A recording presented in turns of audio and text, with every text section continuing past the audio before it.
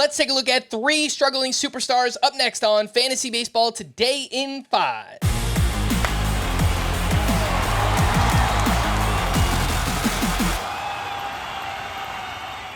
Welcome into FBT in 5 on Memorial Day, May 27th. I am Frank Stampfl, joined by Chris Towers, and the first name up is Corbin Carroll, with an ADP of 4.8 entering the season, arguably the biggest bust in fantasy so far this season. Batting around 191, we're recording this a few days in advance, 2 homers, 8 steals, a 557 OPS, and the quality of contact has taken a huge step back. The power is down, lots of infield pop-ups, and I think what most people will point to, Chris, is that Corbin Carroll hurt his surgically repaired shoulder back in late June of last year. And since then, he's performed, like a good fantasy player, but not a fantasy superstar. How worried are you about him, and would you actually be looking to buy low? He's been like a supercharged Andres Jimenez since that shoulder injury. He's played 160 games as of Thursday, when we're recording this, since that shoulder injury. That includes the postseason and spring training. He has 12 home runs. He's at 254, 160 combined runs plus RBI, and 47 stolen bases. That's a really good player. That's a really valuable fantasy option. It's not a first rounder, though. And in my latest trade values chart, I have moved him outside of the first round range in a 12-team league. I think he's 14th overall in both points and roto. And it's the shoulder. Like, if he didn't have the shoulder injury, I'd be pretty willing to write this off. But because he has somewhat limited raw power anyway, I'm not necessarily sure how much of last year's 25 homers we could have reasonably expected every year moving forward. Maybe he was more of a 20-homer guy.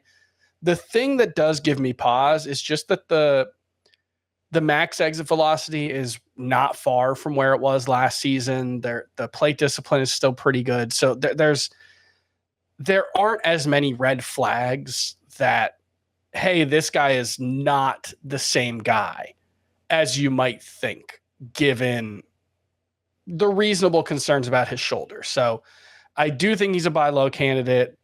It's not necessarily to the point where I would pay anything like full name brand price for him, but if we were redrafting, I would still have Corbin Carroll as a second rounder. And to be clear, we don't know that it's his shoulder that's affecting or causing what's happened this season, but we're just trying to connect the dots here. Let's talk about Francisco Lindor at an ADP of 24 entering the season. We all loved Francisco Lindor, and the power and speed has been fine. The batting average, the on base, the OPS has not looked good so far for Francisco Lindor. The plate discipline still looks great. In fact, his 15% strikeout rate is his best since 2020.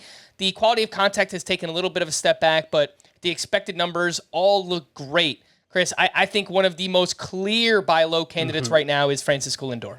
Yeah, if we were doing the worryometer on a scale of 1 to 10, he'd be a 1 because I couldn't do a 0.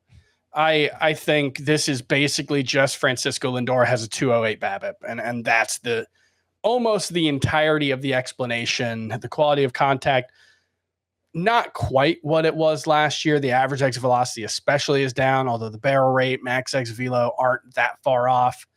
The plate discipline is fantastic. Strikeout rate is 15%. That's terrific. I think by the end of the season, Francisco Lindor is going to be where he always is, which is 250 to 260 batting average, 30-ish home runs, a bunch of stolen bases in a good lineup. So I haven't even thought about moving Francisco Lindor down in my rankings.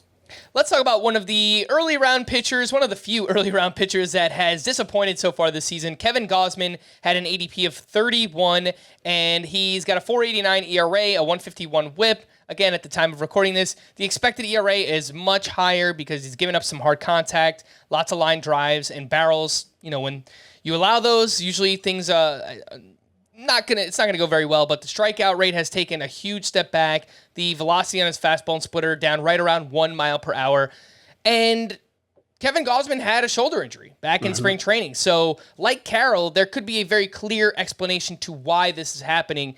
Do you think Gausman will get back on track, Chris?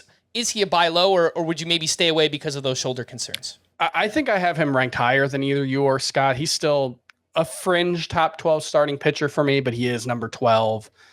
There are things to be concerned about. Obviously, the velocity being down, a big one, because he is someone who Gausman's fastball has never been a particularly good pitch. He throws it in the strike zone a ton because he feeds that splitter out down at the bottom of the zone and relies on that for his whiffs, and he kind of just has to get the fastball by. And maybe dropping from 95 to 94 miles per hour makes the fastball less effective. You certainly see it in the 600 slugging percentage that he's allowed on his fastball. The thing that I'm struggling with, though, is the whiff rate on his splitter has dropped from 43 to 32%.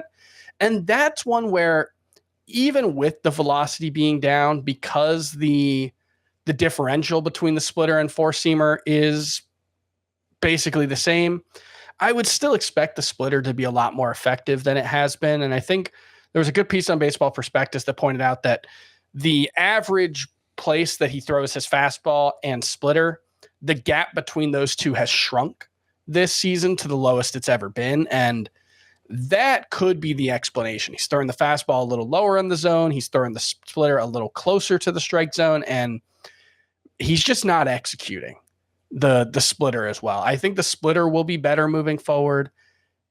Is that enough to make him an ace? I think there's a pretty good chance of it, but I'm definitely less confident in that given the shoulder injury than I am certainly in Lindor, and I think even with Carroll. So yes, it's a buy low, but it's a tepid buy low endorsement from me. It's like a buy really low on Kevin Gausman. Yeah, it has to be like, if I could turn Ranger Suarez and a piece into him, okay, I'm doing that. But it's not, necessarily every pitcher that I have ranked below him I would give up for Kevin Gausman right now. All right, for more extensive fantasy baseball coverage, listen to the Fantasy Baseball Today podcast on Spotify, Apple Podcasts, the Odyssey app, or anywhere else podcasts are found. Thanks for listening to Fantasy Baseball Today in 5, and we will be back again tomorrow. Bye-bye.